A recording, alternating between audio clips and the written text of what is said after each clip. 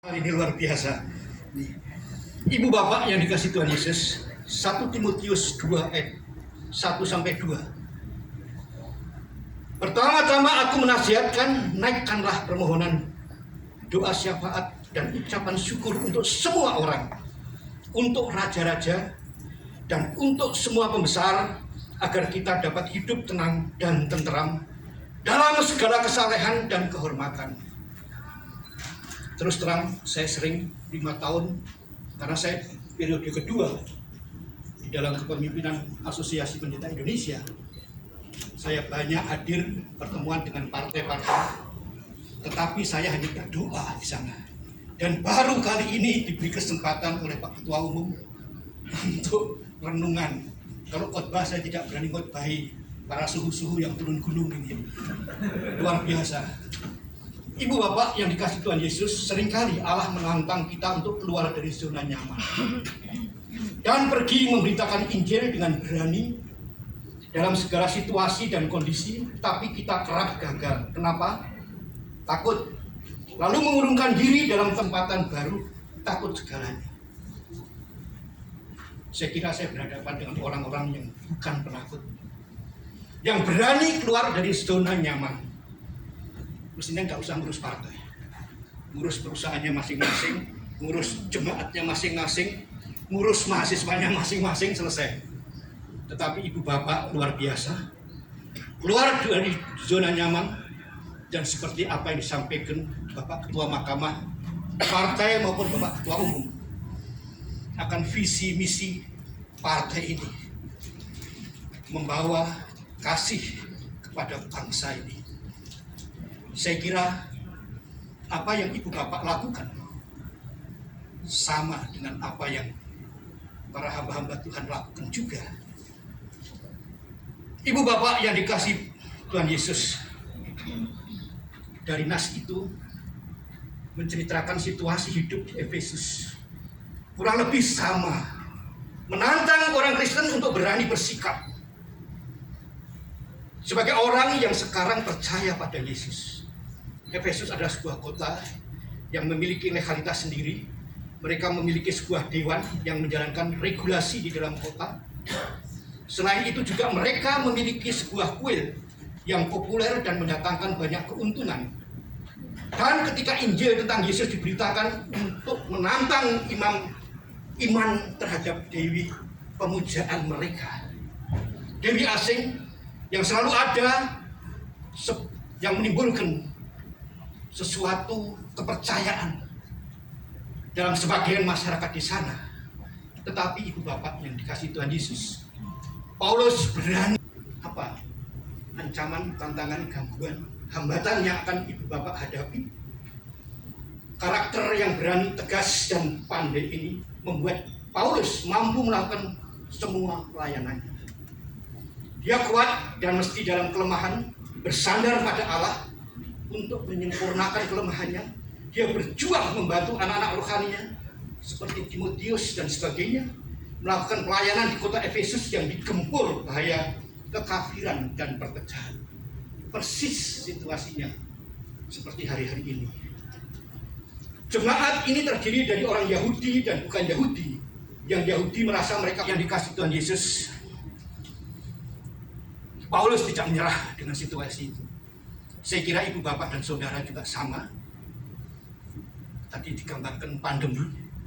Kita menghadapi tidak hanya pandemi kesehatan, tetapi juga pandemi ekonomi, keuangan, dan juga sosial politik. Dan juga di dalam surat Paulus itu, jika selama ini sebelum jadi orang Kristen, jemaat adalah orang-orang yang tidak mengenal Allah, maka sekarang ketika mereka menjadi pengikut Yesus, mereka diminta untuk mempercayai satu kebenaran di dalam hidup mereka, bahwa tidak ada lagi Allah kecuali di dalam Yesus, yang menjadi pengantara dalam segala sesuatu, dan bahwa keselamatan itu berlaku penuh pada semua orang ketika mereka percaya pada sosok yang sama, yaitu Yesus Kristus. Dan rasa percaya ini harus berwujud pada iman yang dinampakkan dalam perbuatan, yaitu sifat taat kepada Tuhan. Saya kira visi misi tidak hanya berhenti di pembacaan, pada kertas-kertas teks, tetapi juga visi misi PDKB ini juga harus mampu diimplementasikan. Bagaimana dengan saat ini? Tentu saja, Ibu Bapak, saya melihat pemerintah juga terus berkomunikasi dengan kita, baik dengan pimpinan ARAS, pimpinan Ormas, karena parpolnya belum ada. Karena itu saya berharap nanti juga berkomunikasi dengan parpol PDKB ini. Melalui tokoh-tokoh tadi yang saya sampaikan, umat Kristen menyadari penuh bahwa kehidupan kita langsung maupun tidak langsung dipengaruhi juga dengan segala kebijaksanaan pemerintah, baik pemerintah pusat maupun pemerintah daerah. Untuk itu, Ibu Bapak yang dikasihi Tuhan Yesus, perlu kita semua mengambil inisiatif ketika ada peluang untuk menyatakan kebenaran pada pemerintah, manakala mereka membutuhkan kepada para hamba Tuhan, karena di mana-mana dibangun menara doa. Ini kuncinya di sana. Saya kira, saya dengar tadi PDKB juga partai terbuka, tapi saya kira juga jangan meninggalkan membangun menara-menara doa untuk partai PDKB sendiri, visi misinya maupun untuk bangsa dan negara ini. Di sisi lain, Ibu Bapak, kita juga mesti berpartisipasi dengan baik dalam pembangunan nasional. Dengan cara apa? Mensejahterakan lingkungan kita dari mulai yang kecil membesar, membudayakan cara kerja yang baik. Tadi sudah disinggung oleh Bapak Ketua Umum. Saya kira korupsi no. Saya kira satu ajakan yang luar biasa. Membudayakan cara kerja yang baik, mewujudkan firman Tuhan itu dalam hidup kita tiap hari, dan bisa menyelami dunia dan masyarakat di mana kita hidup, agar cerdas dan bijak membaca situasi. Nanti akan saya sampaikan contoh konkretnya. Dengan demikian kita bisa berdoa syafaat dengan baik sekali, sesuai dengan kebutuhan mereka dan sesuai dengan kehendak Allah. Jangan sekali-kali meninggalkan firman Allah, pegangan kita. Selain figur Paulus, kita lihat figur Nehemia adalah seorang yang sangat cinta terhadap bangsanya. Sehingga ketika bangsa Israel dalam pembuangan di Babel dan Persia, Nehemia mempunyai kerinduan. 1 ayat 3-4, kata mereka kepadaku, orang-orang yang masih tinggal di daerah sana yang terhindar dari penawaran ada dalam kesukaran besar dan dalam keadaan tercela. Tembok Yerusalem telah terbongkar dan pintu-pintu gerbangnya telah terbakar. Ketika ku dengar berita itu, duduklah aku menangis dan berkabung. Selama beberapa hari aku berpuasa 445 tahun sebelum Masehi. Berkisah tentang kembalinya orang-orang Israel dari pembuangan di Babel dan Persia. Kitab Nehemia sebenarnya tidak bisa lebih dulu daripada Nehemia, tetapi fokusnya beda. Fokus Nehemia adalah kembali untuk membangun bait Allah. Sedangkan Nehemia, ya betul, yang membangun tembok-tembok yang telah diruntuhkan. Ibu Bapak yang dikasihi Tuhan Yesus, kembali saya katakan, Nehemia pada saat itu sudah enak sebenarnya. Dia pada posisi yang terhormat, dia mendapatkan fasilitas kehormatan, tidak sekedar jabatan tapi juga kebutuhan jasmaninya oleh Raja Artasastra. Tetapi dia memilih keluar dari zona nyaman, menikmati kedudukan di istana, ditinggalkan, dan untuk kembali ke kampung di Yerusalem yang dia belum tahu tentang ke depan bagaimana nanti nasibnya. Dan tidak berbuat apa-apa bila melihat nasib saudara-saudaranya sebangsanya. Ada 3 hal yang menjadi karakteristik Nehemia dalam peristiwa ini. Nehemia peduli, Nehemia berdoa, dan Nehemia bertindak. Jadi saya kira kekuatan daripada PDKB di sini. Peduli, berdoa, dan bertindak. Kepedulian Nehemia dinyatakan dengan kesediaannya menerima kunjungan saudara-saudaranya dari Yerusalem. Setelah itu Nehemia bertanya tentang orang Yahudi yang terluput dari penawanan. Ibu Bapak, saya tidak bisa berbicara lama-lama karena tadi sudah diberitahu waktunya. Tetapi Ibu Bapak, ini yang mungkin poin yang saya sampaikan pada penutup ini, bahwa Tuhan Yesus mengasihi bangsa ini. Amin. Amin. Saya kasih contoh nanti. Yang pertama, dia memakai umat Kristen untuk menunjukkan rencananya. Amin. Ini karena orang partai, orang politik, maka mestinya ibu bapak dan saudara mengikuti yang namanya exit poll 2014 dan 2019. Hasilnya apa? Jokowi 48, Prabowo 52. Kalau dilihat dari exit poll ini, Jokowi kalah. Tetapi 85% umat non-muslim, sama-sama saya 2014 kita di Geraha Battle, terus kita berbincang, akhirnya ketemu angka 50-50 waktu itu. Jokowi kalah 50-50 dengan umat Kristen.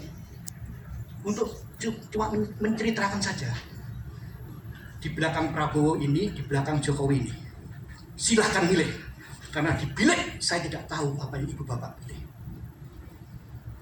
Singkat, saya tidak mau terlalu panjang, itu panjang ceritanya. 2019 5149 masih kalah lagi. Tetapi karena Jokowi menang, kenapa? 97% umat Kristen, umat non-muslim. Kalau saya hitung itu, kalau 97 itu sekitar 80% itu Kristen Katolik. Apa artinya ibu bapak di sini adalah eselon 1 atau setingkat menteri. Walaupun pada periode yang kedua kita kecewa karena 2 orang terpaksa dicopot Jokowi. Ibu bapak yang dikasih Tuhan Yesus, kalau statistiknya ini banyak sekali bisa cerita. Sebenarnya kita juga tidak bisa tergantung pada satu kelompok. Sebenarnya kelompok itu juga tidak seluruhnya milih Jokowi pada waktu itu. Yang kedua adalah keberanian Jokowi untuk membubarkan HTI. Ini patut kita apresiasi, kita syukuri. Karena sekian pemimpin pada waktu dulu malah memberikan support selama 10 tahun. Ini masalahnya. Yang ketiga, Tuhan memakai orang-orang yang tidak pernah diperhitungkan. Mungkin kita nganggap orang itu nggak kepake. Ingat, waktu Rizik masuk ke Indonesia, di mana pada waktu itu kita ngomong, ini di mana sih aparat dikepung? Ini saya kira Tuhan luar biasa bekerja untuk Indonesia. Yang kedua adalah si Dudung, ya adik saya ini, yang sekarang jadi Kasat ini. Luar biasa pada waktu itu. Kenapa tidak Panglima TNI-nya yang di Monas menantang FPI? Luar biasa ibu bapak. Itu Tuhan semuanya.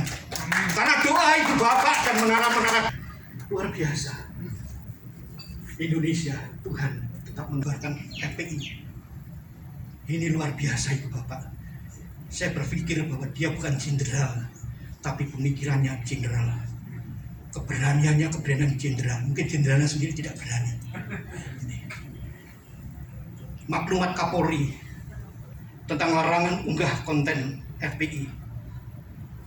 Pengangkatan Menteri Agama, Panglima Banser. Terus terang ibu bapak, kalau ini tetap dipegang menteri yang lalu, walaupun itu seorang jenderal, tapi tidak mungkin dia akan menghentikan. Satu apa? Pada waktu itu ibu bapak merasa tidak, seolah kita tidak bisa membendung isu yang namanya isu penistaan ulama. Tetapi begitu diangkat yang namanya Yakut Khalil Qomas, itu berhenti. Ini yang luar biasa dan banyak ibu bapak. Saya tidak cukup untuk menyampaikan ini semua. Tentunya terakhir ibu bapak, saya mengucapkan puji syukur. Tadi dibacakan surat keputusan Menteri Hukum dan HAM tentang pengesahan perubahan anggaran dasar dan anggaran rumah tangga partai PDKP ini, dan kemudian pengesahan kepengurusan dewan yang dipimpin oleh Bapak Insinyur Apri Hananto Sukandar MDiv MPD. Ini saya katakan ini para hamba-hamba Tuhan turun gunung, MDiv dan MPD ini, untuk menjadi presiden kami 2 periode. Banyak yang bisa diperbuat dia.